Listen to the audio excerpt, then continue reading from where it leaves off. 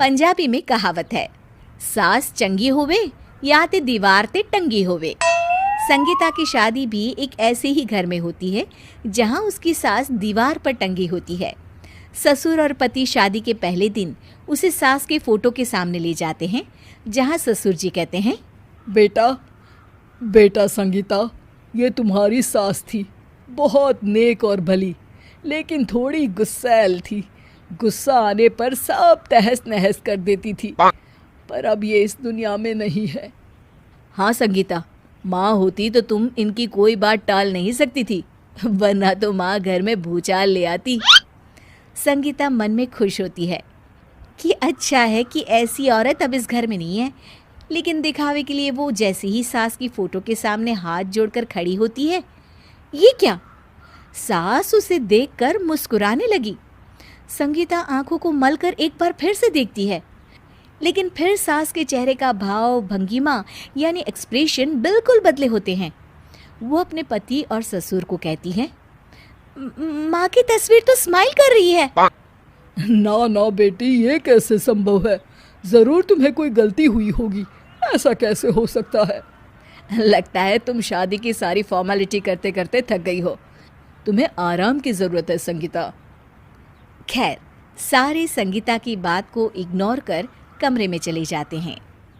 वैसे सास की फोटो पर एक्सप्रेशन एक के बाद एक बदलते ही रहते हैं। सुबह होती है, पति और ससुर को काम पर भेजकर संगीता कमरे की सफाई करने में लग जाती है कि तभी उसे आवाज़ आती है, टेबल ठीक से साफ करो। ऐसे भी कोई टेबल साफ करता है? इससे अच्छा तो ये गंदा ही था। किसी औरत की आवाज़ सुन संगीता दंग रह जाती है और सोचने लगती है कि आवाज़ कहाँ से आई। आवाज़ को नज़रअंदाज कर वो फिर से अपना काम करना शुरू करती है, लेकिन इस बार तो आवाज़ बिल्कुल उसके कान के पास से आती है। मेरा घर है ये। जब तक मैं थी चमका कर रखती थी, हर एक चीज शीशे की तरह थी। तुम्हें तो ना सफाई आती है ना कुछ पता है। क्यों तुम्हें मेरे घर की जिम्मेदारी दे दी गई है? पता नहीं तुम में मेरे बेटे को क्या दिखाई दिया। मैं होती तो एक से बढ़कर एक लड़कियों की लाइन लगा देती। अब संगीता को समझने में देर नहीं लगी कि ये आवाज़ किसी और की नहीं बल्कि उसकी सास की है, जो दीवार पर टंगी है। वो उसके पास जाती है और कहती है, नमस्ते सासू माँ, मुझे तो कल ही लग रहा था कि दीवार में कुछ काला है। वो दीवार नहीं, दाल होती है पगली। सही पकड़े हैं सासू माँ। तो क्या हो गया आपको जो आप यहाँ भी चैन से नहीं बैठी हैं?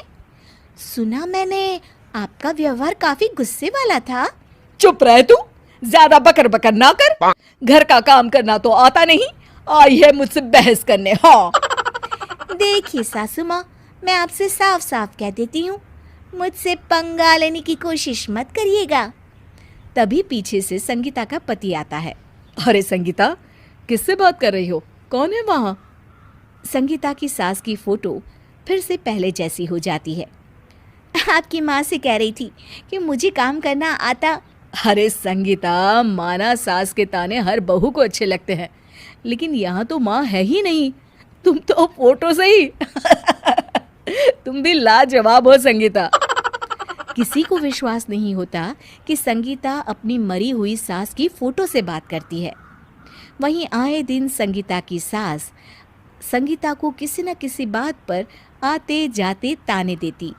संगीता को भी अब सास के तानों और उनसे बात करने की आदत हो गई। वो कभी खानदान की कहानी तो कभी तीज त्योहार कैसे मनाए या किसी व्यंजन की रेसिपी सास से ही पूछती। सारा दिन घर में अकेली संगीता की सास अब उसके लिए तानों के साथ पक्की साथी की तरह भी रहने लगी थी, जो किसी और को नहीं बल्कि संगीता को ही सुनाई देती। तो देखा आपने, सास बहू का रिश्ता हर रिश्ते से ऊपर होता है, फिर चाहे वो खट्टा हो या मीठा।